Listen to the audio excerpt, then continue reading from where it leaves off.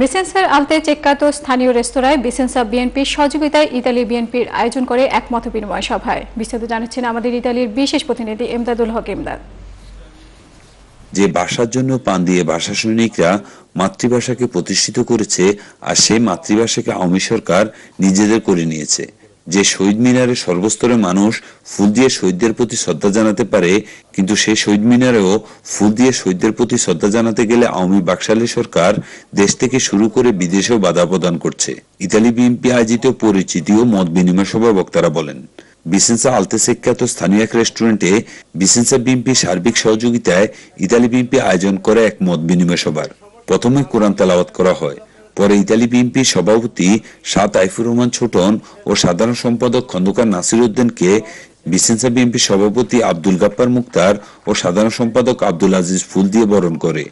Italy বিএনপির সাবেক সম্মানিত সদস্য মাসুদ কবির শামু, বিসেন্সা বিএনপির প্রধান উপদেষ্টা এস.এম. আলমগীর, ফিরোজ খন্দকার ও স্থানীয় নেতৃবৃন্দ।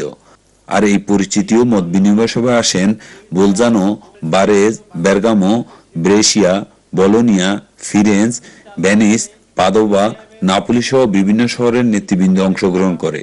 প্রতিটি শহরের সভাপতি, সাধারণ সম্পাদক সহ অন্যান্য নেতৃবৃন্দরা ইতালি বিএনপির পূর্ণাঙ্গ কমিটি গঠনের জন্য তাদের মত প্রকাশ করে।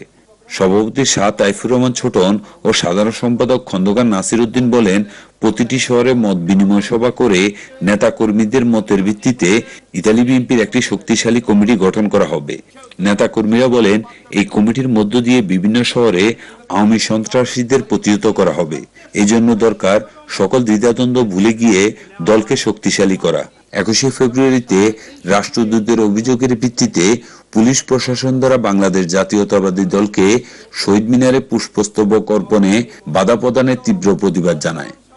ইতালি বিসেন্সা থেকে এমদাদুল হক এমদাদ, চ্যানেল আই।